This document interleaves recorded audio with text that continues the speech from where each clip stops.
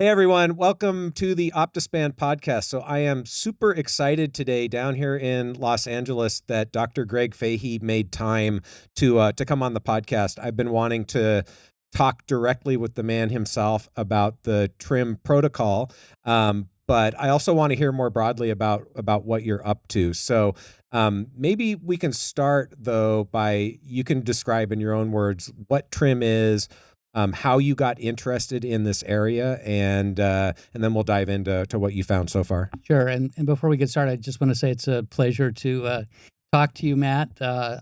You may not realize this, but I've known you for like 20 years or something like that. We had a conversation in an elevator at an age meeting about 20 years ago. Yeah. So as some of the best conversations always happen right, in exactly. elevators. But in any case, to get back to the point. So I got interested in this, the core driving force for the TRIM approach around 1990 or so. And that's when I heard a news report that there had been a remarkable demonstration in rats that you could actually regrow the thymus of old rats. And I thought, well, this is incredible, fantastic. So I looked at the paper, it was very impressive. And of course, I very expectantly waited for something to develop from that. And as you will probably remember, Matt, from your experience going to American Aging meetings all the time for many years, many times people will announce amazing results and then there's no follow-up. It just disappears. So that happened in this case. So I wrote an editorial in 1991, and I called attention to this and pointed out the need for people to pay attention, and nobody did. So I got frustrated after a while because I realized this is just going to die. So I actually recruited my personal physician to allow me to attempt to regrow my own thymus using the same methodology almost as was done in this rat study. And was this in aged rats? This was actually, technically it was pretty much a thymus regeneration prevention protocol, although it actually was regeneration, but they didn't exactly do it before and after. So the way it works is this. So you look at the thymus of rats that are 3 months old, you characterize them, you get their weights and all of that. And then you look at what happens to the thymus at 18 and 21 months of age. And you find that by those ages, the thymus is severely involuted.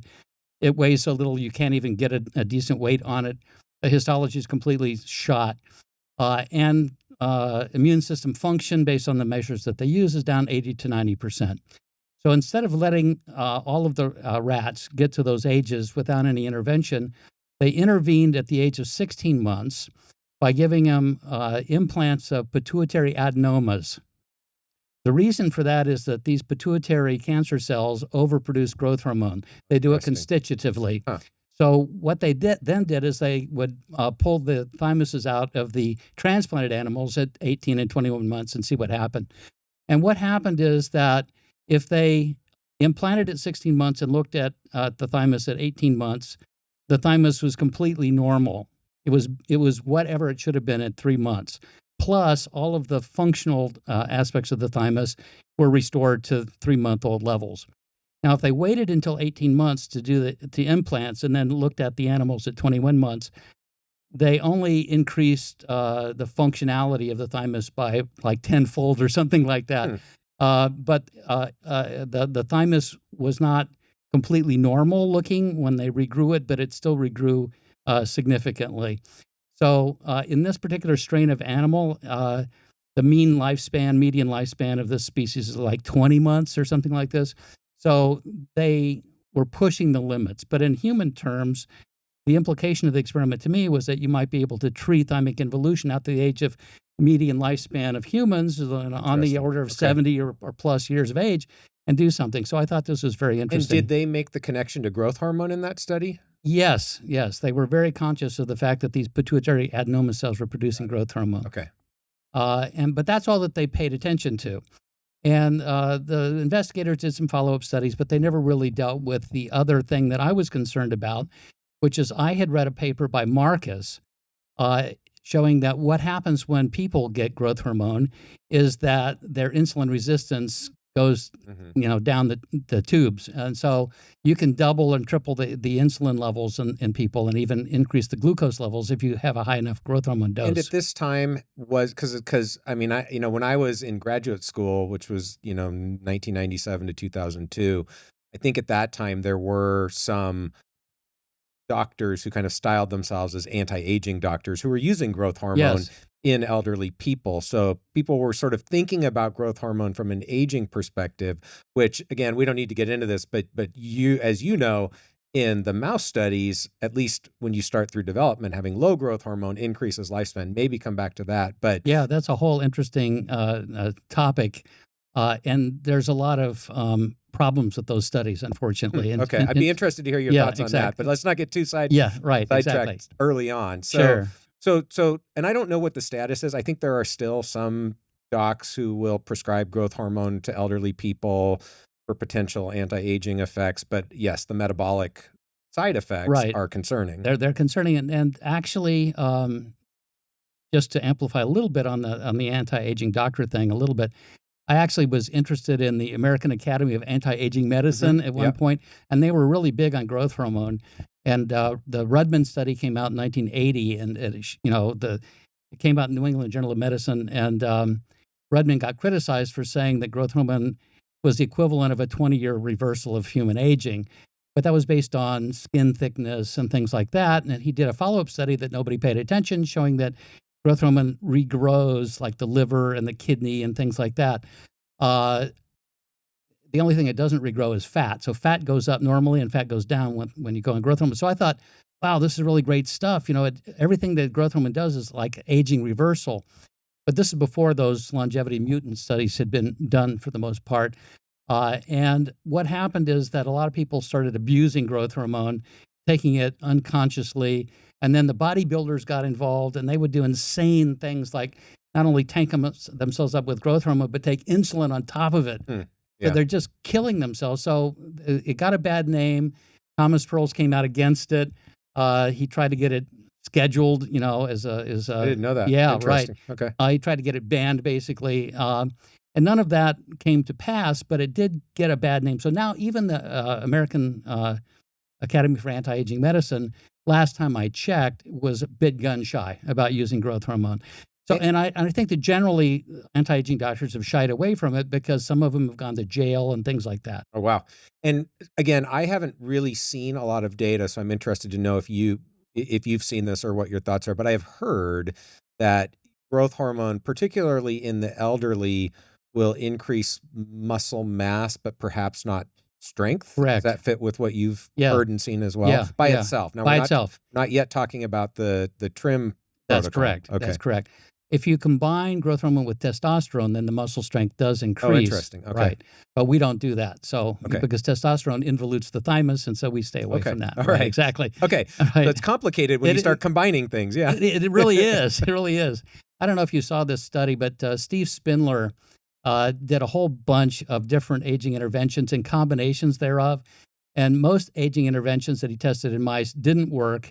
And the few that did, when you combine them, they tended not to work or to make things worse. And what do you mean they didn't work in what context? In mice or in? In mice. Okay. In mice. These are all mouse studies. Yeah.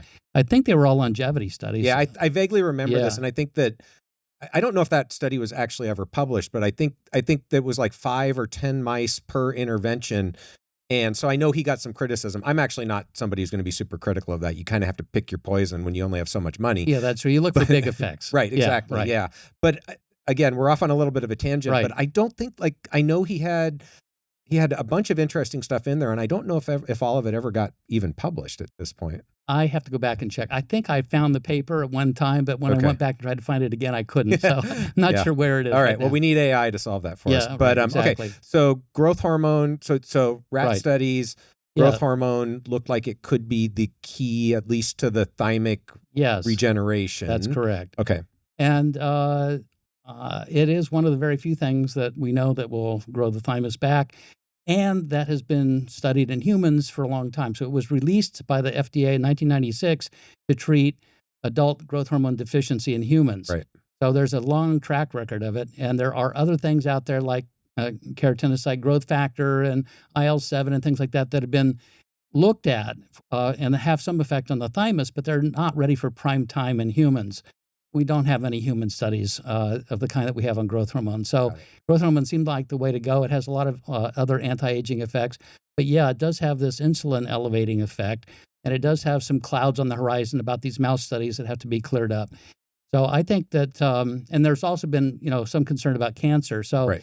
one of the things, after I did I think I said that I regrew my own thymus using the same methodology that Keith Kelly had done in 1988 on the rats, except that I combined the growth hormone with DHEA. So you started with yourself. Yes. Yeah. I started with myself because nobody else was going to do anything. Sure. I didn't have a laboratory. I wasn't even a gerontologist.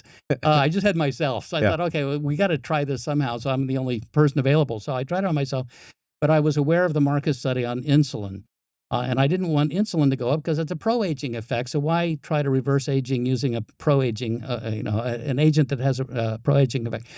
But I had the chain of reasoning that went a bit like this. So when you are young, you got plenty of growth hormone, but you're not diabetic.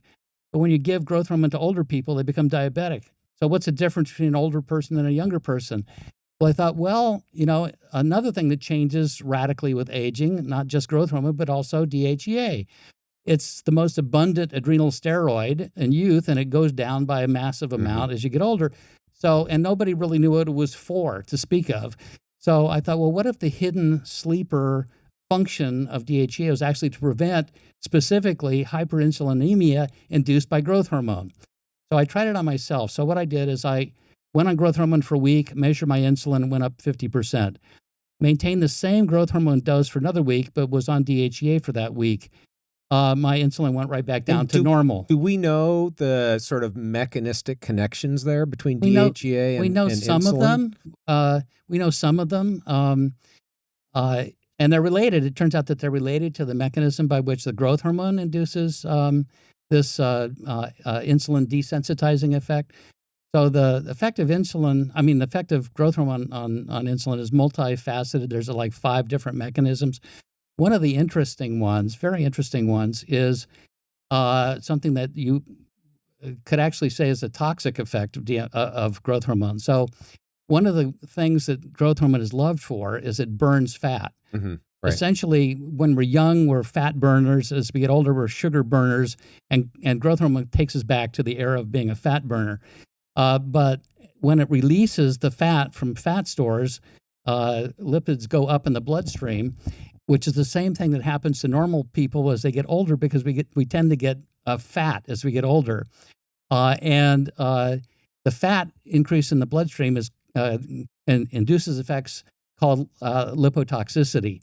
And one of the lipotoxic effects is a desensitization of insulin sensitivity. And so growth hormone has this paradoxical effect of inducing that desensitization in that way. But then you make more insulin to... Yeah, to overcome the blockade of the insulin receptor and all those other pathways by these free fatty acids. Now, what we find in our studies is that, in fact, as you begin treatment with growth hormone, you tend to see an increase in triglycerides. Over time, that declines, though. So I think what's happening is you're liberating fat, you're stimulating lipolysis. That's what growth hormone is supposed to do.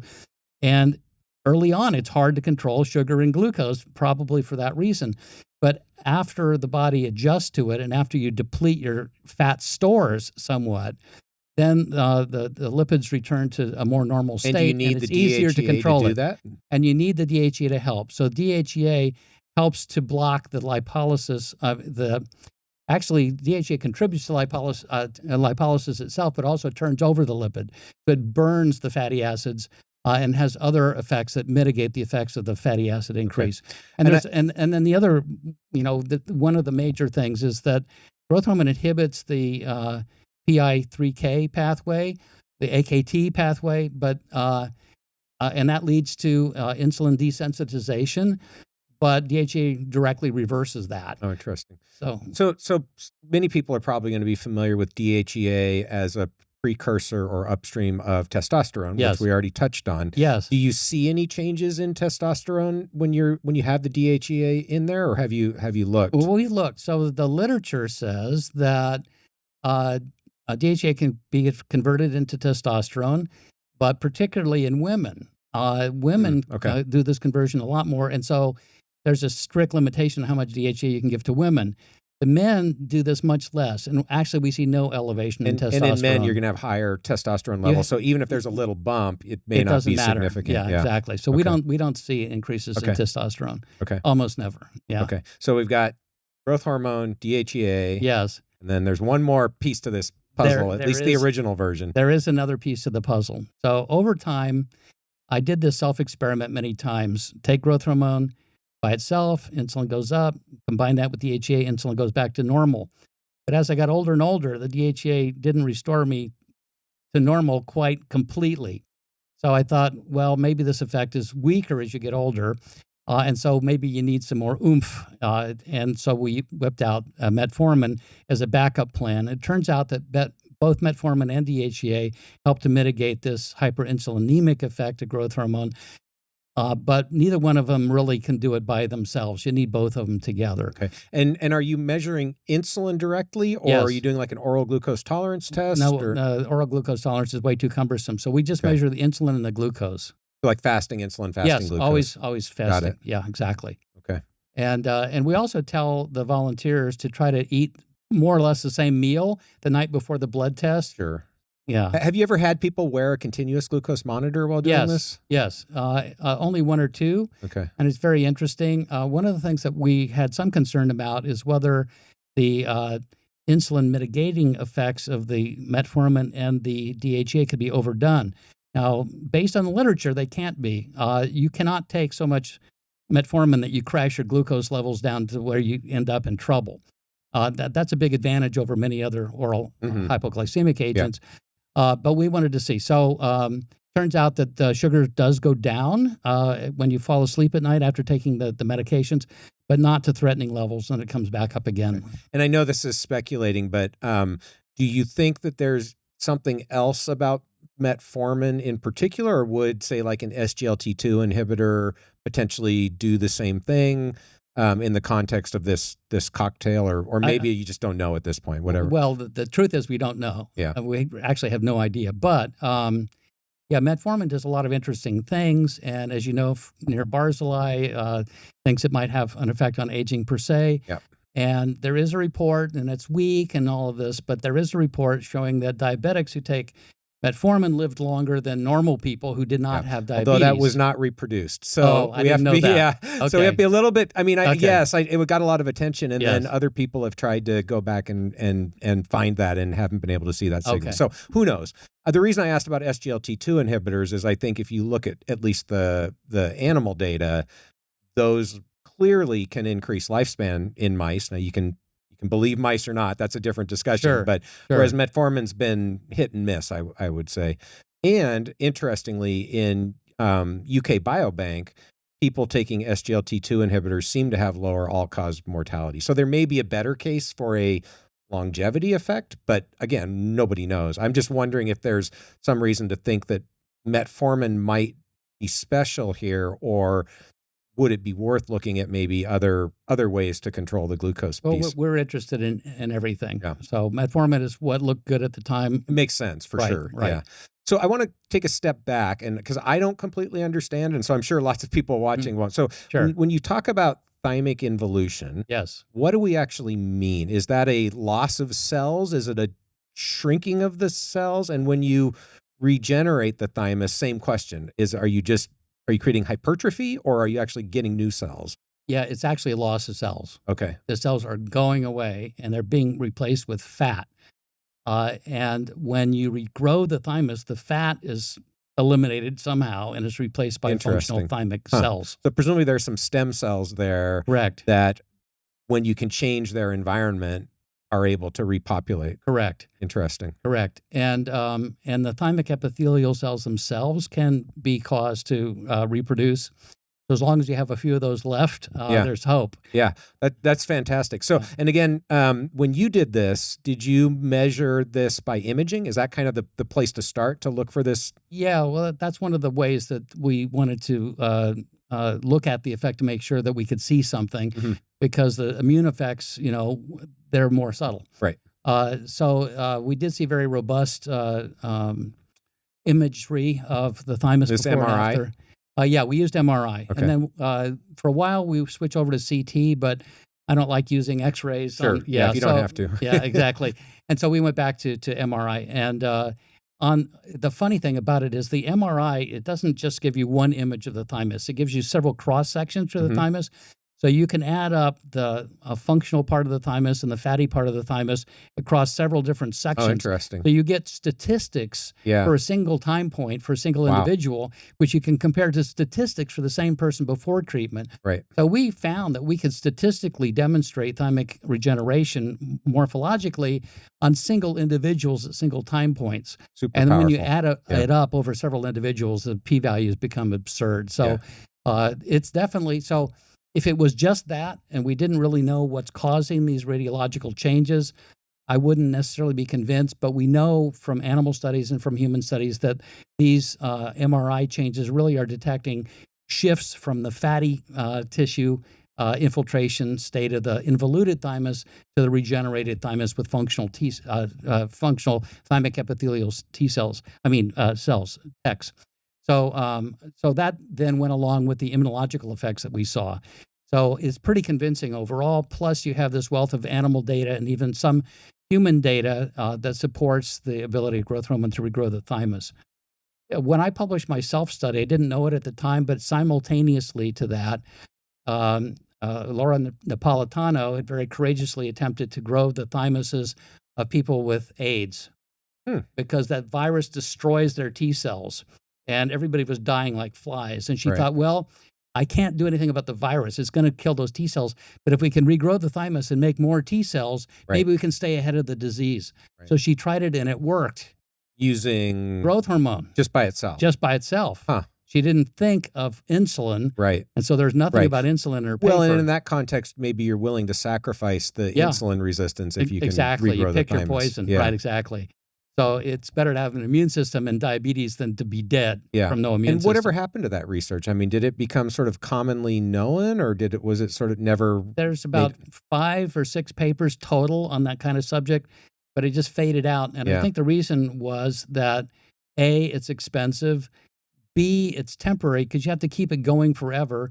C, you developed better therapies that actually killed off the virus, so there's no need to do this anymore. Right. Yeah. And see, there's always safety issues that you have to worry about and side effects, achy joints and whatever. So it wasn't necessary, so they discontinued it. Got it. So maybe, again, we haven't really talked about it yet, so maybe it's worth just briefly talking about, like, why do we care? So the thymus goes away, like, who cares? Perfect. Why does it matter? Yeah, perfect. Because if you don't have a thymus, you die. Well, that's a good reason. That's a fundamental reason. So there's a paper came out at the end of, I think, 2023,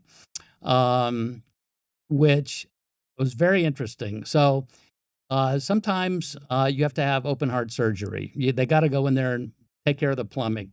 And so they go right down the middle of your chest and they open up your chest cavity. And unfortunately, the thymus is right there. It's right behind your breastbone. So when they're cutting through the chest cavity, the thymus is in the way.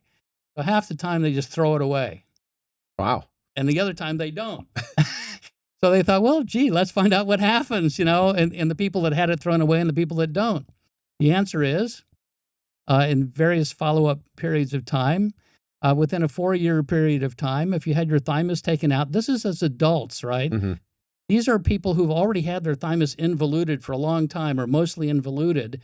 When you go through puberty, your thymus involute, so you don't have much left even when you're 40. And when you say involute, again, just can you just define that? I mean, we sort of already talked about there's fatty infiltration, loss of cells, but what is the definition of thymic involution? Thymic involution is a process of thymic atrophy that takes place largely about the time you go through puberty.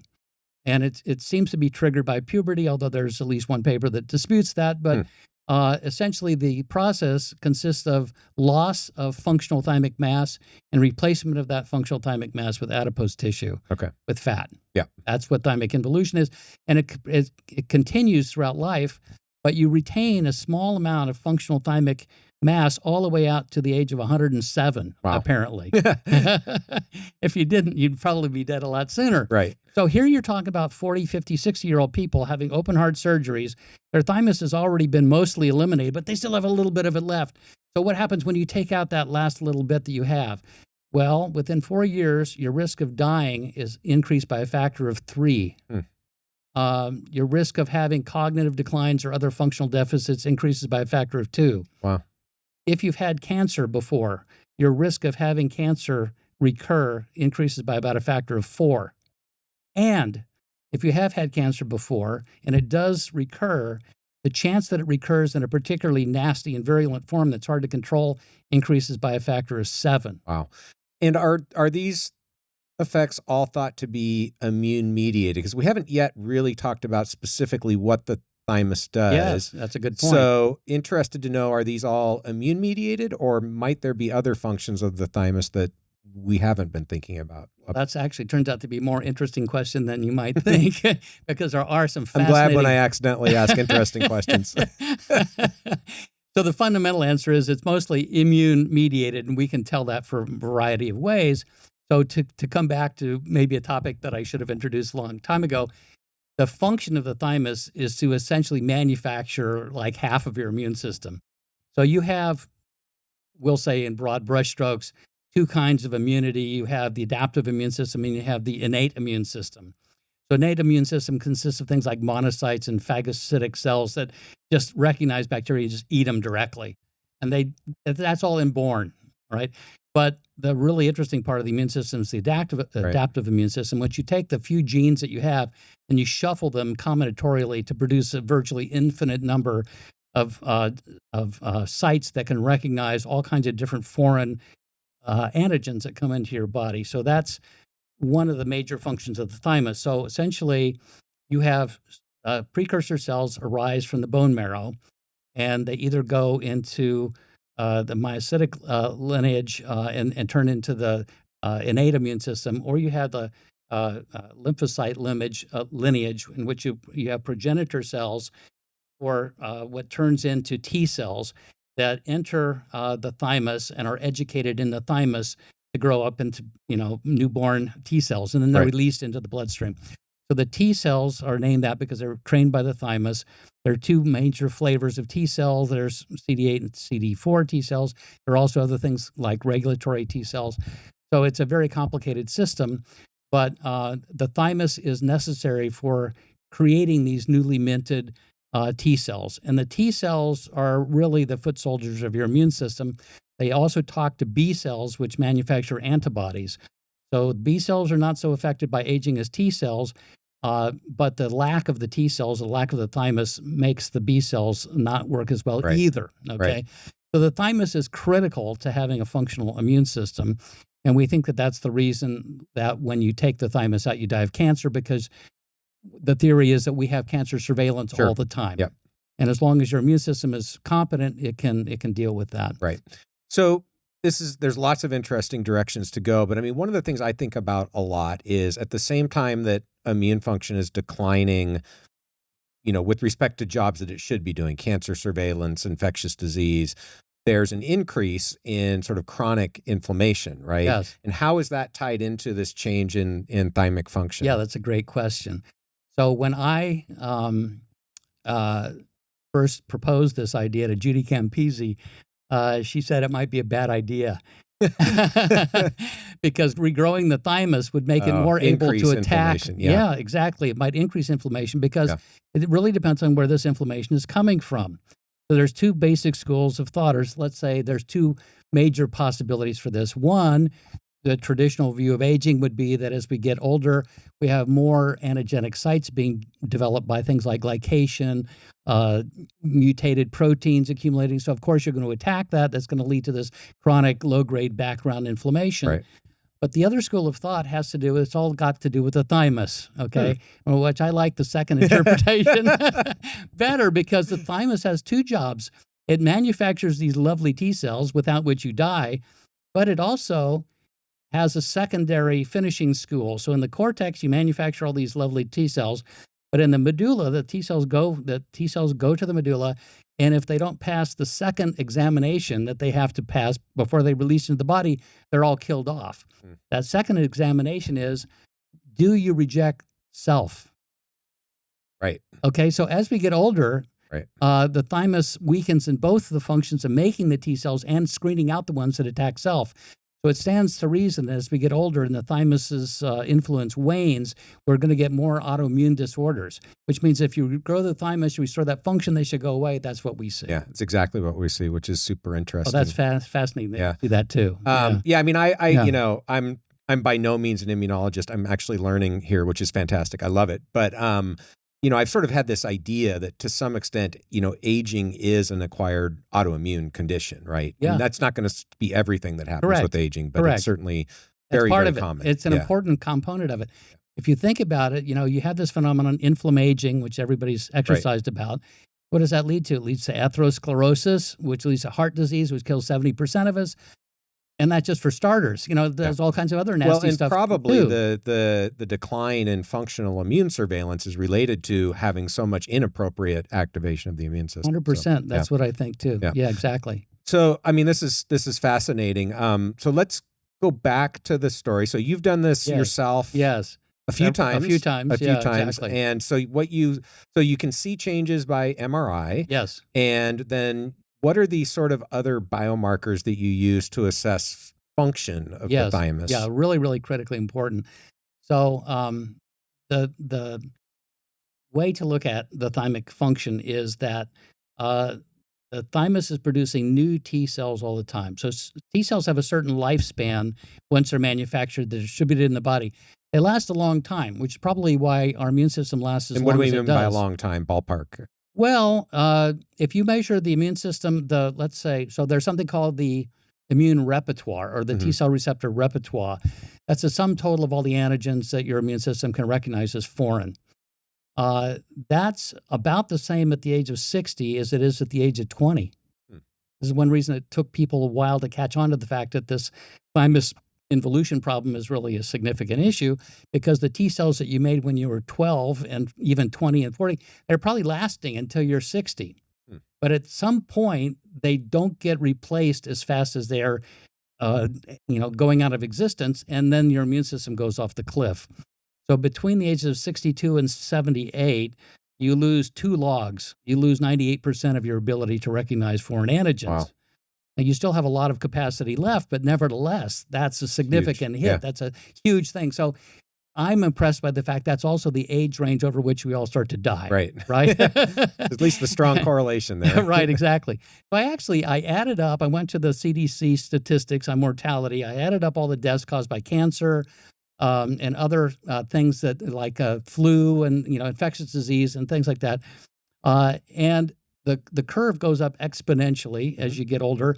And if you project the curve up to, ages beyond which the CDC doesn't have data, it suggests that over the age of 50, more than half of the deaths may be due to late effects of thymic involution earlier in life.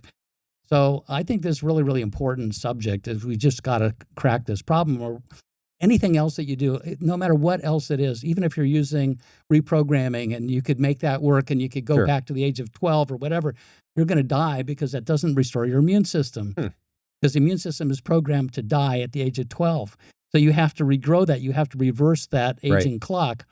And if you don't do that, no matter what else you do, you're going to die. And maybe we can come back to this because again, I want to continue the story. But has anybody looked at whether you can use reprogramming? And I mean, people have done partial transient reprogramming in mice and looked at whether that has an effect on thymic function, or has it just not been studied yet? I don't think it's been studied. I haven't seen anything. So that's interesting. Maybe for the reprogramming people, you should do that experiment. Exactly. Right. But I predict it will not work though, because you're programmed to have your thymus involute when you're young. Yeah. And reprogramming, according to David Sinclair, and I know there's some issues with David Sinclair. He says some stuff that's true. Well, one of the things he says is that the reprogramming stops when you get to puberty, and puberty is when thymic involution is I don't triggered. think that's true. You can reprogram beyond that. You can maybe experimentally try to stop it, but the transient epigenetic reprogramming is pretty messy. Like, I don't think they can control how far they push it back or where they push it back. The process itself, though, may be limited to puberty, because if aging doesn't start until puberty... Well, we can reprogram all the way back to the pluripotent state. Well, yeah, that's in single cells. Talking about in vivo. It might be a different story. Complicated. We're both getting outside our area of expertise. So I agree. So I want to go back though, because we started on like, what do you actually measure functionally? And you were talking about T cells and how they eventually turn over. Right. So if you want to know, did this protocol improve the function of my thymus? What are you actually looking at? Yeah. So, in a long-winded way, what I was getting to is that those T cells that you're manufactured in youth have to get replaced, and the new T cells that are their replacements just coming out of the thymus have never seen an antigen before. Mm-hmm. And so you can measure those, and they're called naive T cells. So the naive T cell, CD4 and CD8, are a marker of thymic function. So what we saw is an increase in both CD4 and CD8 T cells. Was this like a flow cytometry experiment? Yeah, it's all based on flow cytometry. Okay. Yeah, that's right. And I hadn't done this before, but since I knew I was going to be talking to you, I decided to dig into this a little bit deeper. And don't quote me in a sense, although here we are. We're going to be on YouTube, right. So you know what? Yeah, I'll just say that based on my initial perusal of the literature, the T cell changes that we saw are equivalent to immune system aging reversal on the order of 10 or 20 years, if not longer. In terms of number of naive T cells. Exactly, exactly. So I wasn't that impressed at first, but when I realized, how T cells change normally with age, the naive T cells, it actually becomes much more impressive. Yeah. So that's encouraging. The other thing that you can do that's even more definitive than naive T cells is an even earlier form of T cell that's released, and that's called recent thymic emigrant. And you can recognize these because as the T cell is having its receptor mature, it's chewing up the DNA in the cell that's no longer relevant. You end up with these DNA circles in the cytoplasm, but every time the cell divides, the circles are diluted by a factor of 2. So after a few cell divisions, you don't recognize these cells anymore. So the cells that have just come out of the thymus, these recent thymic emigrants, have these DNA circles, and you can recognize them. And we saw in our most recent study an increase in those of 60%. So that's very encouraging. Cool. I want to talk about the human data that you've collected, but there's a question that I've been sort of wondering about, which is, if people did these studies in rats, presumably you could do this in mice as well. Presumably you could. So as far as you know, has anybody ever done an experiment where they take middle-aged mice or rats, used this protocol, and then looked at, say, immune function or longevity? Has that been done? Not exactly, but there are, at least not to my knowledge, but there are experiments that kind of hit around that issue.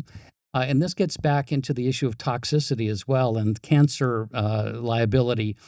So there have been a few studies in the literature in which adult mice and rats have been given massive quantities of growth hormone.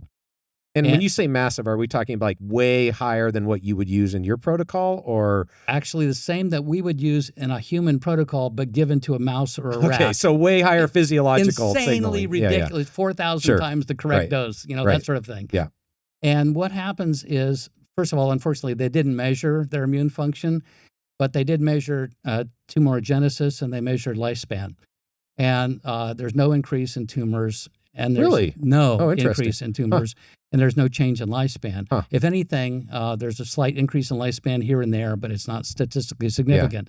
So the paradox there is that they're presumably having their immune systems regenerated. That should extend life, but there's something that's preventing that. I would say that's probably the hyperinsulinemia, which must be through the must be through the roof. Right. So nobody's done the experiment correctly. Really interesting, though, that they did not see an increase in tumors or cancer deaths, especially because as you and I know, most inbred mouse strains are very prone to cancers, right? Absolutely. That's what they tend to die of. So it's pretty remarkable, actually. Again, this is a little bit of a tangent, but I think it's interesting. I'm interested to know the answer.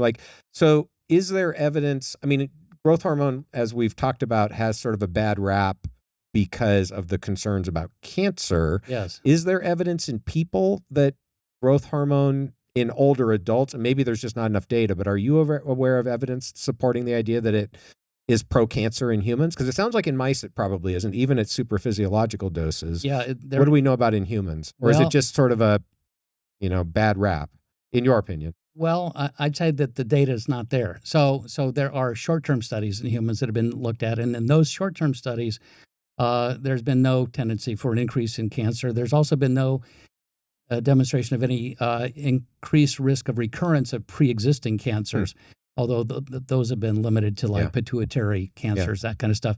So there's something called the Growth Hormone Research Society, which surveyed the literature, and they concluded that there was no increased risk in cancer. But I'd say that on one level, it doesn't address the question because it's not a long-term study that they were able to look at. But on the other hand, it does address the question because we deliberately limit the treatment to 1.5 years, because our philosophy is that we're doing something that's unnatural. We're regrowing the thymus. We don't know all the effects that might have, but all we're really after is the thymus regenerating, and then all the rejuvenation effects that we seem to see that go along with that. And then once you're done, you can stop and let everything go back to normal. Does it take that long to achieve the full regeneration? Well, that's pretty much, yes. So we see thymus regeneration in humans after 6 months. It's higher at 9 months and not much difference between 9 and 12 months. But some of our people took the full 12 months to get all the way to their full potential. Okay. And that's consistent with other things that are out there in the literature. So it does take a long time. It's a fairly subtle process. But if you think about the fact that the thymic epithelial cell components of the thymus are largely depleted to start with, of course, it's going to take a while to have several cell divisions to get up to the point where you actually have a functional thymus again. Right.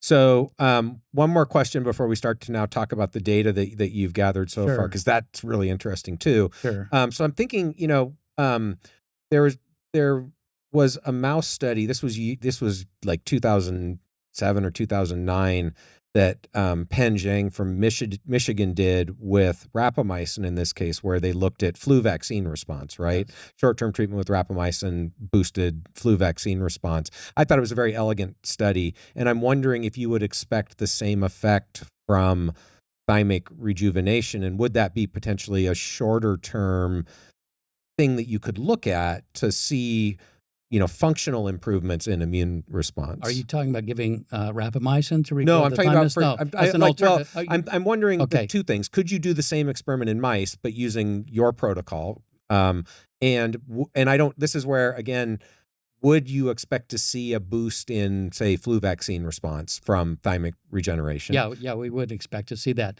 So we could do a similar experiment in mice and rats, but also in people is what I'm wondering. Well, we want to do that experiment. We've wanted to do that for a long time. It's a little bit complicated for us, so we haven't done it yet. But that's on the drawing board. I mean, that's something that we definitely want to do. We'll probably do a couple of surrogates first. For example, we're going to do T-cell stimulation assays just to challenge them with like flu virus in vitro and see if they respond better. But we'd love to answer that question. But in principle, you would expect that one of the consequences of rejuvenating the thymus would be the ability to better respond to vaccines. Absolutely. And in principle, better fight off other types of infections. Yeah, everything. Yeah. So I don't know if I should comment on it, but that rapamycin study that you mentioned, it might be kind of a Trojan horse. Why do you think so? Yeah, it's a very interesting and convoluted subject. So it turns out that rapamycin is really bad for your thymus.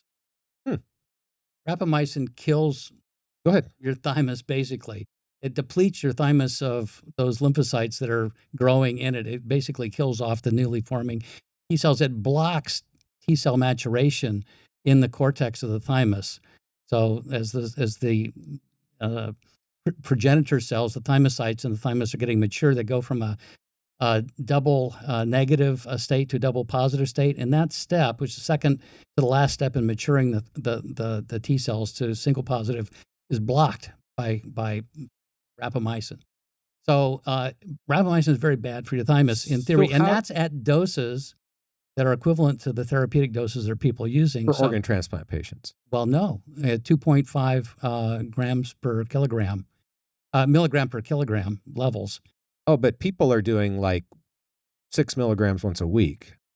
Yeah, well, this is, well, you're right. For that, yeah, you're right. For But still, 6 milligrams once a week, what is that doing to you? I don't know. I acutely? guess I would not assume that it's going to be the same as higher doses. I think we would need to do the experiment. So we're talking about, a dose that's like 3 times lower than that, but in mice, but like once a day for 5 days, a week for 4 weeks, and then you lose half of your thymic mass. So okay, so let's go back to the mouse study first, Okay. and explain to me then why would they get the result they did? I guess don't is know. what I'm wondering. I don't know. So I can only think of one reason off the top of my head. So there's 2 ways to improve immune system function. One is to grow new immune cells, which is our approach. And in the long run, you need those because you'll run out of T cells if you don't do that. The other approach is to take the T cells that you have and basically jazz them up. Mm-hmm.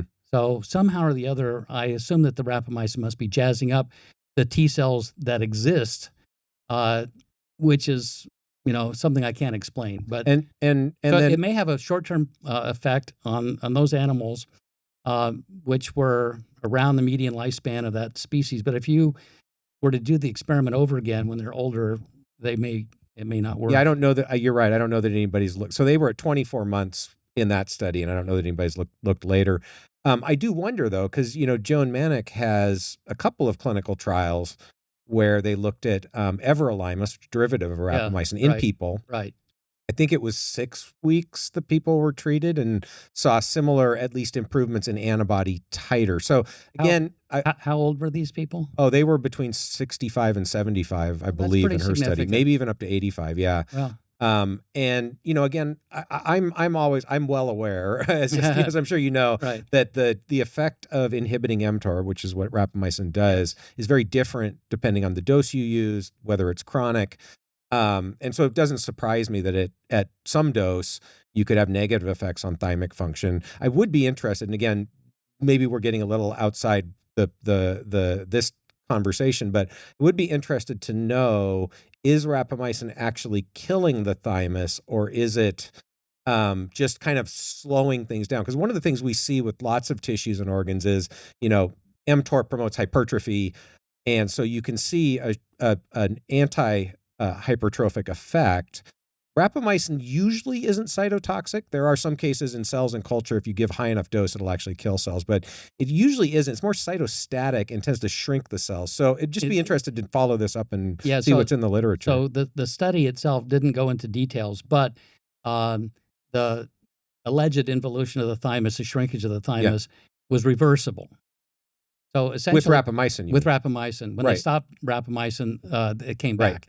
So it wasn't a permanent thing, but in my context, in which I'm trying to regrow the thymus, I'd rather not have that confounded by. Totally get it. Right. I also wouldn't be surprised if you were surprised if you actually did the experiment. But that's a different story. But it does fit more with what I. In some ways, rapamycin ought to be something useful in this whole context.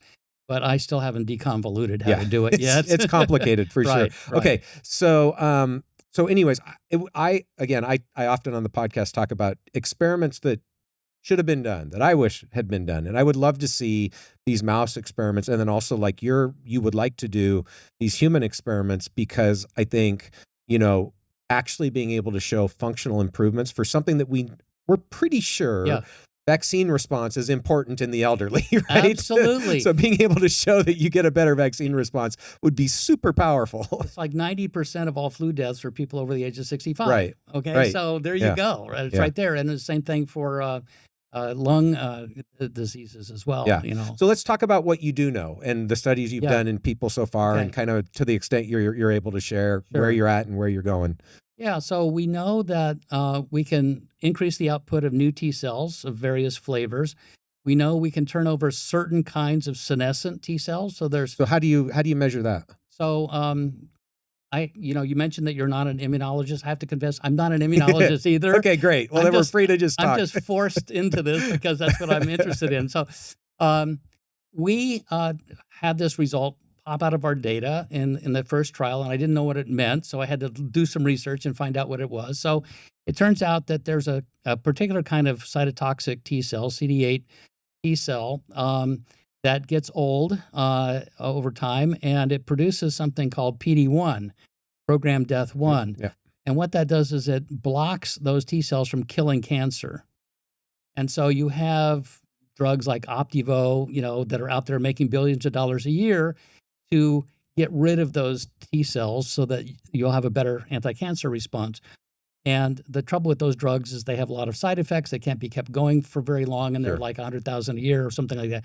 So we actually were able to get a reduction of those cells just by improving thymic function, apparently. So my hypothesis before we did the experiment is that since there's a finite immune space, when you produce new T cells, something has to give. You have to get rid of old T cells. And so the expectation was you would see a reduction in senescent T cells as the new T cells. So at least in that one example, that seemed to be perhaps what was happening. And could that even be immune mediated? I know there is this whole area of research on immune clearing of senescent cells. Yeah, that's right. That just came out recently. We're very excited about that possibility. We have no data on that yet, Sure. but we'd love to collaborate with those authors and see if we can show a connection there.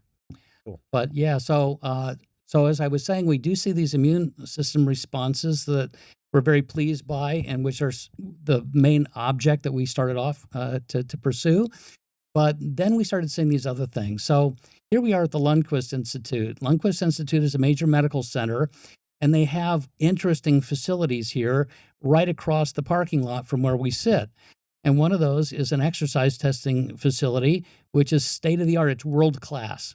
And so our CEO got the idea of testing some of our volunteers before and after a year of treatment. Can I ask in the design here, is there a placebo group, or are these all just like longitudinal? You look at their function before and then as they go through? Okay. Each person serves as their own control. Okay. There are some pretty serious practical issues why we're forced into that at the moment. Eventually, we'll do placebos. Yeah, and I mean, look, I'm not one of these people where like it has to be a randomized stuff. Exactly. I mean, I think you can get value. Obviously, that's the gold standard, but you got to start where you can start. You do. And so one of the things that XPRIZE Foundation has proposed recently, which we agree with, and we actually now have some pretty powerful data that will help with this, is to do a crossover study in which you follow somebody for several months or even for a year and then treat them, or treat some people and then stop treating them. And so you can see the trend lines. Yeah, I get the crossover, but I think, I think about this a lot with rapamycin, where we see improvements in certain tissues and organs, and then that persists for a while. That complicates the crossover piece. Then, how long does your washout have to be? On the treatment versus going to non-treatment, but non-treatment going to treatment, it's still pretty clean. Right. Yeah, all right. So that's the model actually that we're pursuing. So we have several volunteers now that have been just controls for a year, and they're beginning to get full treatment now. So we'll see how they do. So sorry, I interrupted you. You were talking about exercise. Yeah, exactly. So we had these people go over to our facility here and find out how strong they were and how long they could keep exercising, how resistant they were to buildup of lactic acid in their muscles, which prevent you from continuing to exercise. And how good their lungs are. How much oxygen can you move in and out of your body when you're exercising at your maximum capacity? And what we found is that all of these things show huge improvements. So we told everybody before the study started not to change their lifestyle. So whatever exercise you're doing, just do the same thing. We're not trying to train people in any way, right? So we saw muscle improvements that were as good as a 10-year reversal of aging in a 1-year treatment period.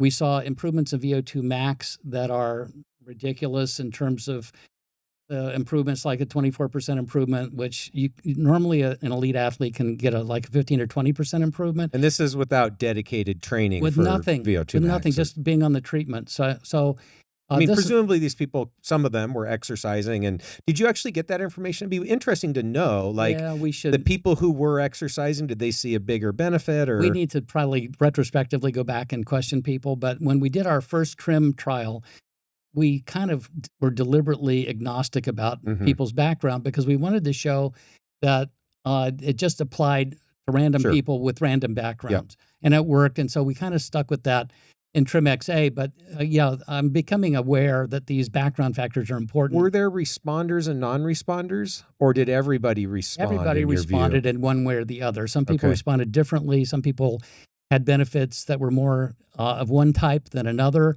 but everyone tended to respond. And when you look at the the MRI, so the volume changes, is that something that seems like everybody shows a positive response there? Almost everybody, but there was actually a couple of exceptions. So in the original study, there were 2 guys who had abnormally small fat content in their thymus to start with. Okay. And they went up, but it wasn't statistically significant. Yeah. And in this follow-up trial, the TRIM-XA trial, which we're trying to show that we can reproduce those original studies, there was one guy who had a pretty darn good thymic fat content to start with, and he showed no change.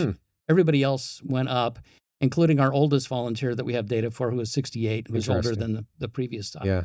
So actually, the trend seems to be that the older you are, the bigger your improvement. You kind of come back to the same ultimate thymus side, even if your thymus was beaten down by age. It's like you're starting lower down, and you can get back up to a certain point. Yeah, that's right, exactly. So we haven't found a limit yet, so I actually want to extend the age limit, but we still need to get more data for people over the age of 70. Sure. So there may be a limit somewhere, we just haven't run into it. And if there is, presumably it's going to be somewhat individual. It's like it wouldn't make sense that everybody's done at 80, right? That's so true. That's so true, because not everybody lives the same amount of time. Or ages presumably at the same rate. We're all aging differently. Yeah. That's right, exactly. Yeah.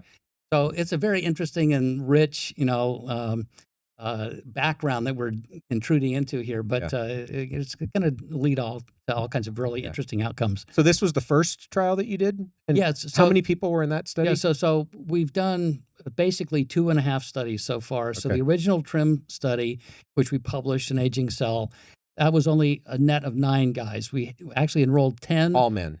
All men. Yeah. That's the people who came forward to volunteer. And so one of them dropped out because he it turns out that he had a high familial cancer risk, and he was worried about it, and he didn't tell us before he got into it, and he became so paranoid about it, he just dropped out. We didn't see any sign of a problem, but anyway, so we had 9 guys in the first trial.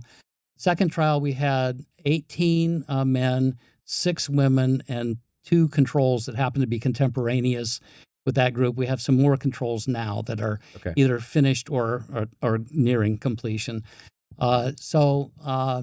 The second population was older than the first population by about 9 years, but based on the epigenetic clocks that we looked at, and of course we know that you're a bit skeptical about those, they were the same age as the people in TRIM. So they're starting off biologically younger based on those clocks compared to their age than the people in the original study, which may have some interesting effects. But anyway, we haven't deconvoluted all of that yet. And which epigenetic clocks are you using, or how are you measuring these? Well, we have a standard 4 that we look at, but now since we're working with the Clock Foundation, we can look at just about anything that's epigenetic in nature. So we actually, on this last data analysis for TRIM-XA, we looked at 21 different aging clocks, but they're all different flavors. They're just 8 different algorithms. Ones. They're all just exactly looking at different methylation groups. Right. Steve Horvath says that you could basically pick, like any 20 or, any 100 sites, and you're probably going to be able to make an aging clock out of it. So, which tells us something. I'm not sure what it tells us. Something. I'm not sure what. But anyway, there's a lot of stuff that goes along, but there's regularity between people over time, and there's regularity between different species. So you're measuring something. You're definitely measuring something. Right.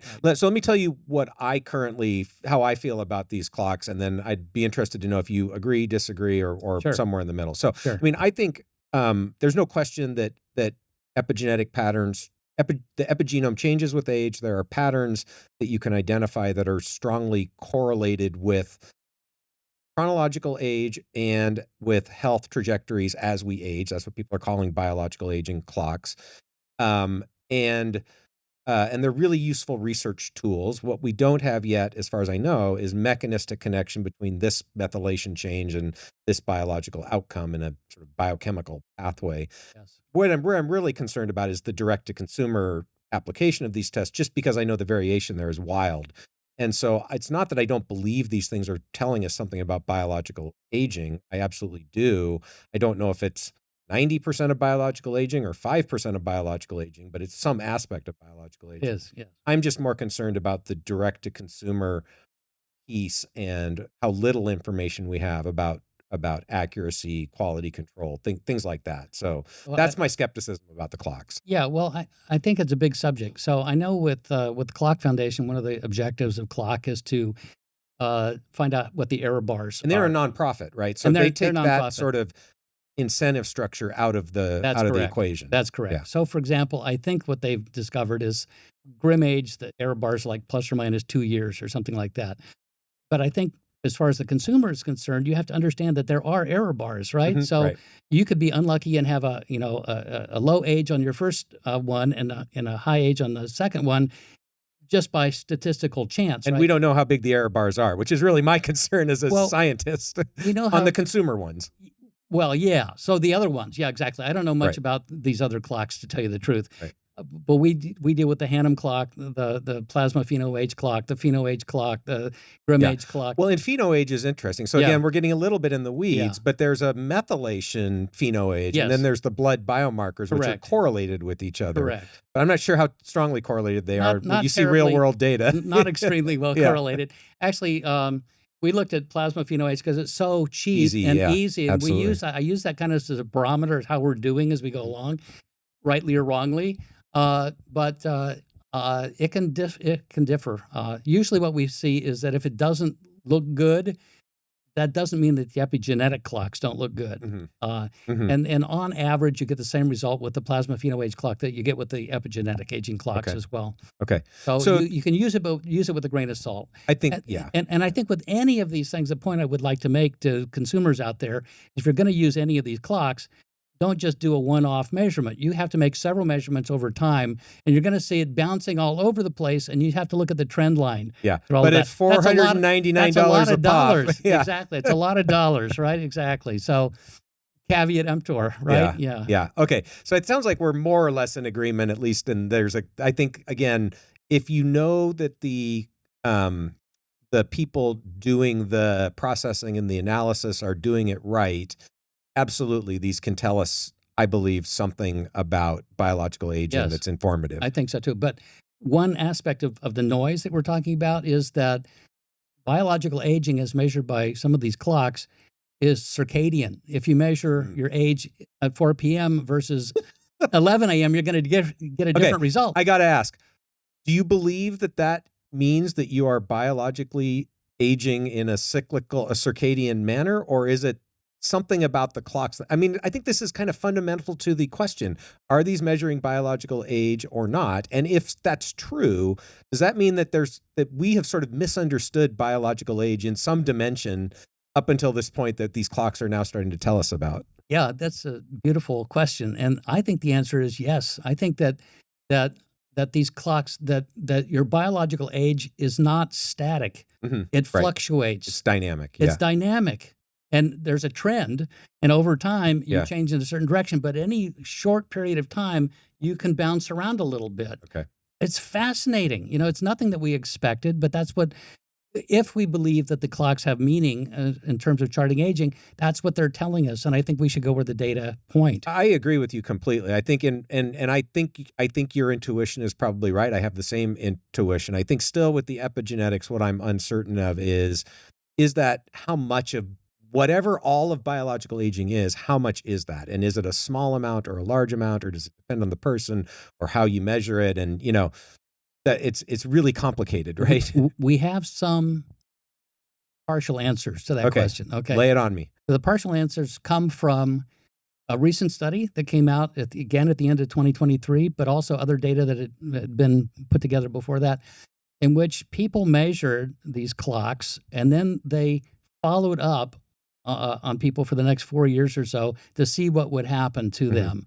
And it turns out that the clocks predict your probability of cognitive dysfunction. They predict your probability of having impairments in your daily life. And they also predict your mortality. Sure. So they are correlated with your long-term outcomes. So one way of answering the question is, in terms of how much of aging they measure, I mean, most of them, they don't measure telomere aging, for example, right? But they measure what's correlated with what kills us. Yes, and there makes us, functionally are lots of other deficient. things you can measure that have those correlations as well. But that's, I guess, what I'm wondering, right? That's how these clocks were designed, was to correlate with mortality or health outcomes once they got past the chronological age clocks. Yes, So right, exactly. those correlations are going to exist, but you can create correlations with, imaging of people's faces or with a bunch of metabolite or proteome or transcriptome. And so again, I don't. So but your question was, how much of aging are you measuring, and is it important? And if you're measuring enough of aging that you can predict your health outcomes, then it must be important. I agree with that. I guess I didn't mean to suggest that they're not important. I guess I'm thinking more, maybe it's a purist view and maybe it's completely nonsensical. But if you actually believe that we could one day understand the biology of aging as a whole, which we will eventually. Okay, so you believe that. We will. What I don't know is, are these epigenetic clocks telling us about a small piece of that or a large piece? Clearly, it's enough to correlate with some degree of precision to things we care about, function, whether you're going to live or die. That's all important. Absolutely. So we got off on a tangent. The other thing, though, that this might lead to that's interesting, and you and I may differ on this a little bit, is this idea of reversing aging. So if you see the epigenetic changes go to what is considered a younger biological age, is that reversing aging or is it not? Well, that's one reason that we did all these functional tests. So we're not really developing clocks for thymic function, but we are looking at things like muscle strength, exercise capacity, VO2 max, and things like diastolic blood pressure, pulse rate. Pulse rate in TrimXA went from, 70 to 60 after 1 year. Wow. Diastolic blood pressure went from 85 to 68 in 1 year. Those are changes that are pretty serious. Absolutely. Those are pretty darn serious changes. And so something is happening in which these physiological things that correlate for VO2 max, it's at least, like a 24% improvement It's in VO2 one of the max. strongest single biomarkers for mortality. It is, exactly. So we're measuring something significant. Yeah, I'm with you. Like, I'm not at all trying to diminish the significance. I think I get hung up more on this reversing aging, and I would suggest, we've known for decades that you can accomplish many of those same things if you take sedentary, overweight people and you get them to eat a healthy diet and exercise regularly and pay attention to their sleep, right? So is it reversing aging or is it getting healthier, or are those the same thing? Like, I don't know the answer. I'm posing the question, right? It's a great question, Matt. And it's at the center of our ability to understand what aging is. And it may not matter from a clinical perspective. If you're making people healthier and live longer, that's the goal. Yes. It may be a sort of, us academics can talk about it when we're in our spare time, but we want to understand. Exactly. We want to understand what's reality. And I think if you're making people functionally younger, you're making people younger in some sense, some meaningful sense. Yeah. And it may not be that you're rejuvenating everything, but in a functional level, you are reversing aging in some important way. And I think that we need to take it seriously. I take it seriously for sure. And I mean, again, thank you for sitting down. This is so exciting. I'm really having a good time. Hopefully you are too. I am, Matt. Yeah, thanks. So I'm wondering, so you've done, you said 2.5 clinical trials. Yes. So where are you at now and what do you see coming next? We're pretty much wrapping up that second clinical trial and going into the third. So as we look at more and more data, we understand more and more things, and we see more and more things that we previously were not aware of. And so we began to look at phenomena that may be responsible for limiting the magnitude of the responses that we're seeing, limiting the aging reversal, quote unquote, that we're seeing, limiting some of the other factors, but that are modifiable, that theoretically should be modifiable. So TrimX-D, which is the next flavor of TrimX, is going to be looking at shifting biochemical pathways in such a way that it optimizes the effects of these three medications that we're giving people and prevents contradictions between them and prevents side effects of each one of these things. And that's about all I can tell you right now, but it's a very promising approach. There are many other things that we're looking at for the future. involving lowering the cost of the treatment, improving the effectiveness of the treatment. Is it mostly the growth hormone that's really expensive? Yeah, the growth hormone is really the kicker. It's really expensive. But we actually announced at the end of, at the beginning of this year that there's a possibility. We haven't proven it yet. We're trying to round up some volunteers. We have a lot of volunteers to see if we can do this, that we may be able to increase IGF-1 levels without using growth hormone or with using a much smaller dose of growth hormone. If we can do that, then we have multiple benefits of that, one of which is cost. Okay. And the good things of growth hormone administration come from the IGF-1, and bad things come from the growth hormone itself. Oh, is that right? Yeah. So if we can shift the balance, to more IGF-1 and less growth hormone. Why can't you just administer IGF-1? It's not that easy to do. For one thing, you'd have to manufacture it yourself. You can't just buy it in reasonable quantities. I see. The beauty of growth hormone is that it's manufactured by pharmaceutical companies for the mass market. Right. Nobody's making IGF-1 in that way. So we're actually starting to make our own growth hormone in the laboratory so that we'll have control over our supply. We can do certain kinds of experiments with it. If we can make our own, then at least we won't have to be dependent on them, but also we can hopefully keep the costs under control for the consumer so that people can afford this treatment. Okay. I have a lot of questions, but let's talk about the elephant in the room, so to speak, which is, you've talked about growth hormone and IGF-1 in particular, and yet the rest of the aging field would say these things, when you reduce their levels, you increase lifespan. If you increase the levels, you're going to age more rapidly. Yeah.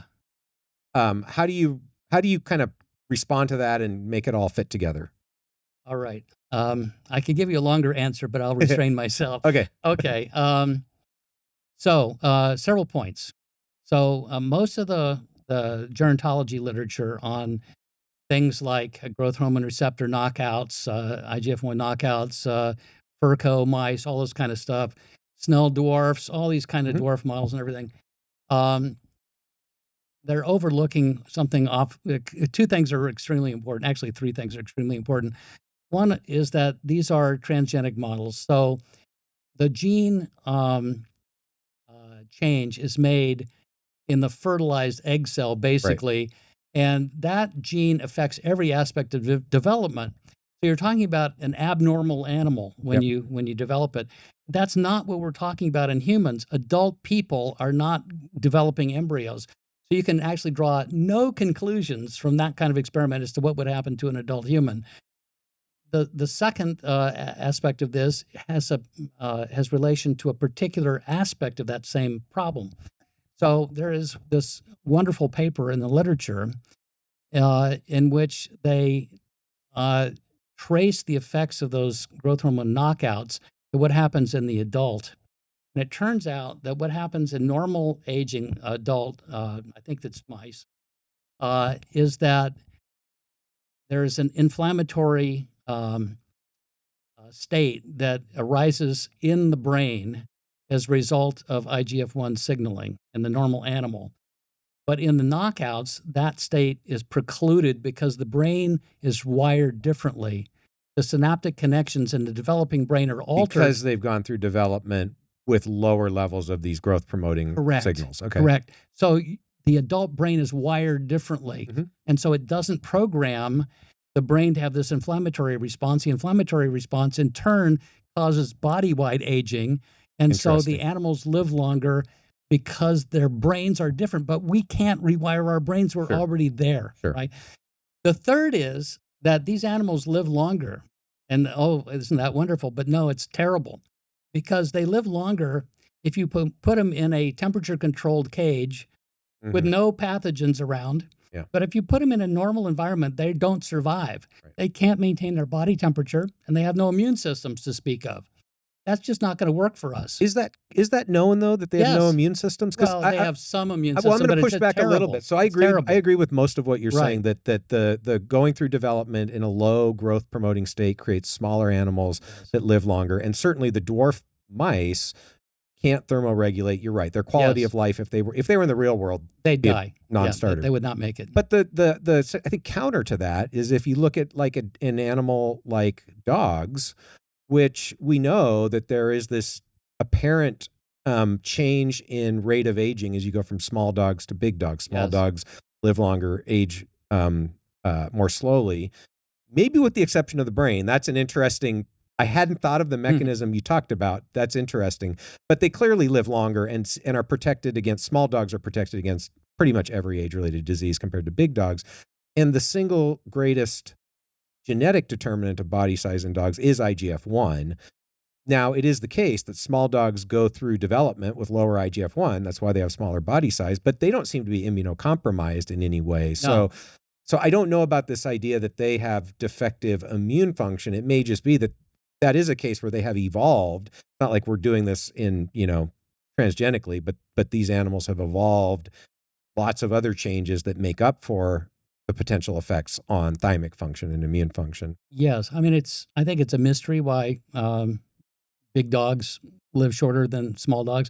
Usually big animals live longer than small animals. When you go across species, but within species, Yes. this trend I think is actually pretty universal. It's just not as large in most, the variation in body size isn't as large in most species, but within the species, even in humans, there's reasonable evidence that small people live longer, small based on stature, we're not talking about obesity. That's a whole different situation.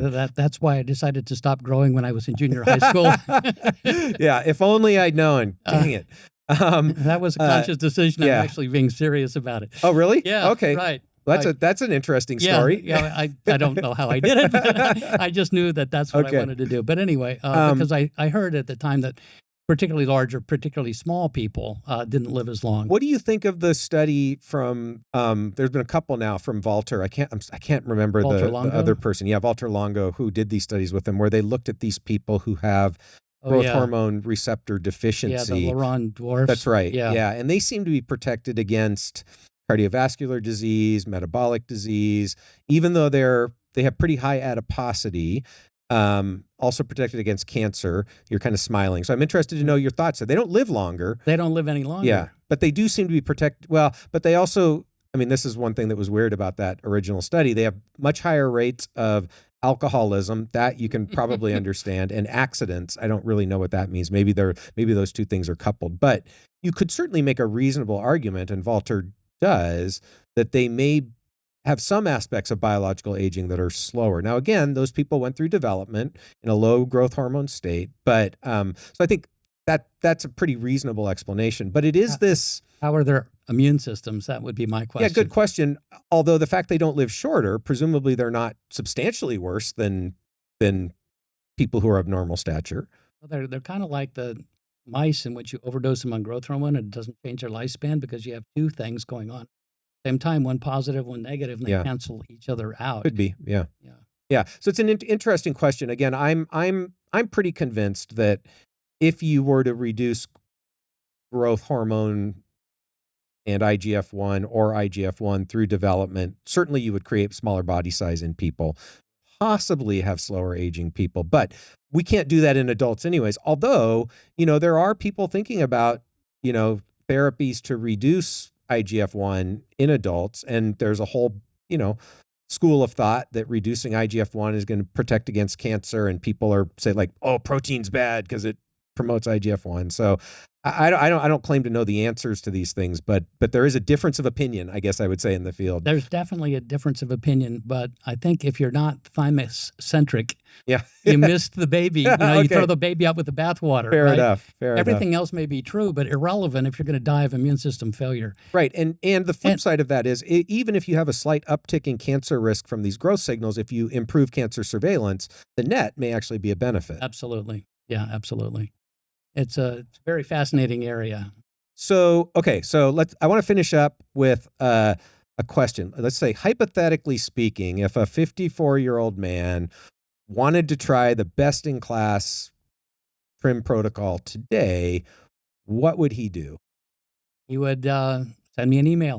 Okay. But you still think it really is growth hormone, metformin, DHEA, that's tried and true. That seems to be working. Yes. And then MRI before at some point. So a lot of these tests are optional. Mm-hmm. So the MRI before and after is a way of getting reassurance about what has happened to you. Yeah. But what really counts is your T cell response. Uh-huh. And so we don't force people to get MRIs before and after because we have no money, so we can't pay for these trials. Sure, right. Which again, come on, if I mean, look, people are funding the stupidest stuff. For sure. Like, yeah, we this need is an some important money. question. Yeah, we need right? some money. Okay. We don't have any money. All right. Come on, guys. Yeah, actually, seriously.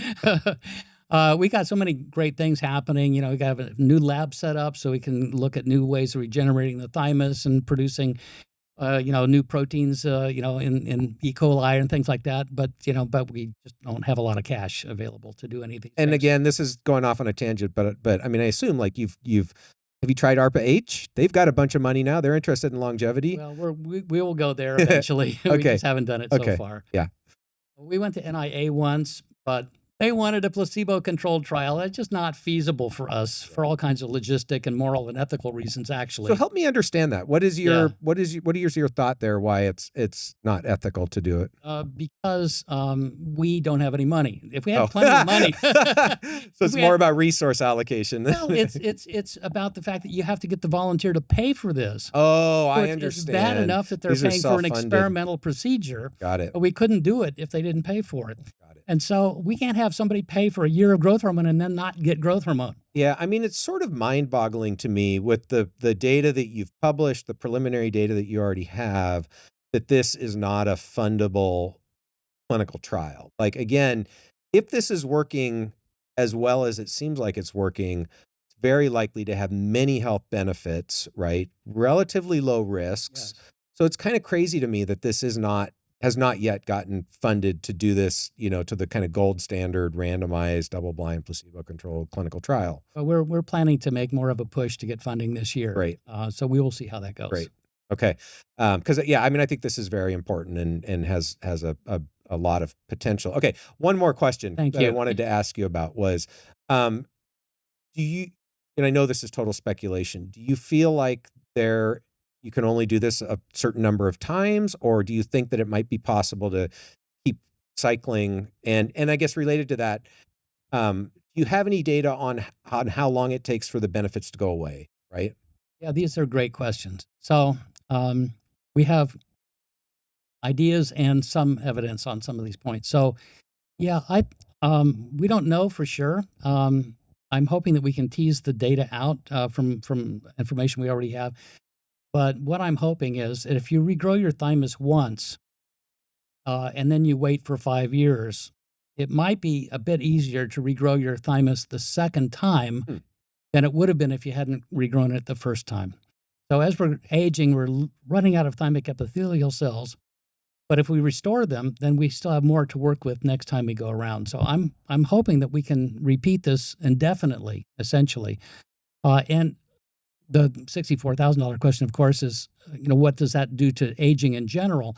If it's really true, and we don't know, but if it's really true that you're doing something really substantial about aging each time, then you could keep this going indefinitely. So as far as how long the effects last, I only have some kind of weak data on this so far. It's plasma pheno age data because it's easy. So we had two brothers who entered the original trial back in 2015 or so.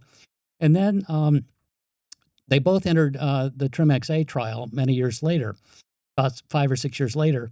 And so we have their whole history through the first trial, a couple data points between the trials, and then the data points for the second trial. And if you look at the very beginning versus the very ending, the first brother had a stable plasma pheno age for 7.7 years. And the second brother had a better plasma pheno age after 8.8 years than he did at the beginning. But no imaging or T-cell functional data? We don't have the T-cell functional data. I mean, again, you can only do what you can do with the data you've got. Pheno age is okay, as you know, but I'm not a great fan of it, but it's quick and easy and cheap. Yeah. So, yeah. And it kind of more or less globally correlates with these other clocks. But but it's weak, as I say. But it's encouraging. You know, the data that we have is all in the same direction. It's pointing in the same direction. So hopefully it's all meaningful. When you think about the MRI data and the naive T cells, what are we talking about in terms of magnitude of effect? And are we talking like 50% change, or how big are these effects that you see? Yeah, so I have better analyzed data for the first trial than for the second. I have to look at the second. Well, actually, the data for the second trial is about the same. Okay. It's about the same. So for the CD4 naive T cells, the TRIM improvement was about 13%. And as I kind of indicated before, I was a little bit disappointed by that, because if you're an AIDS victim, you get a higher percent when you regrow your thymus. But then again, your T cells were beat down to nothing by the AIDS virus. Yeah. If you look at how much naive T cells, and this is without respect to the repertoire that those T cells have, some of these naive T cell populations are maintained with aging by division of the cell rather than by producing more diversity in the immune system. So it's a little bit misleading. But if you just look at the gross total number of naive T cells, the CD4s go down something like 0.25% per year. So if you divide 13% increase by 0.25, you get a pretty big number. And it's similar for the CD8. So the CD8s, we see about a 20% increase in the number of CD8s in circulation.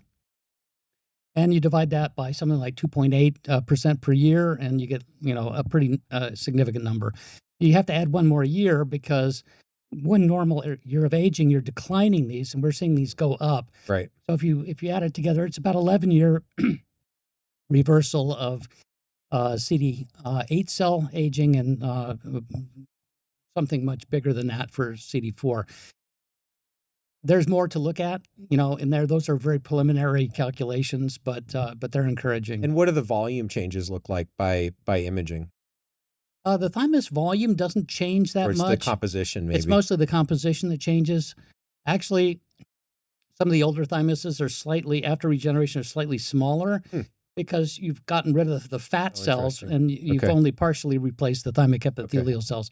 But the total thymic epithelial cell content goes up. Okay. One more question I want to ask you. I keep thinking of new questions. But you mentioned earlier that testosterone causes thymic involution, or at least a decline in thymic function. Can you talk about the data there, and what is the data that suggests that's the case? And are we talking about super physiological doses? Are we talking about hormone? Because I want to know the data, but I also don't want to scare people away from, men or women, from hormone therapy, if that's appropriate for them. Yeah, I mean, it's a deep set of factors or considerations, but I understand from some quarters that like Senescent cites a paper in JAMA that says increasing testosterone increases your longevity, or it decreases your death rate risk, or something like that.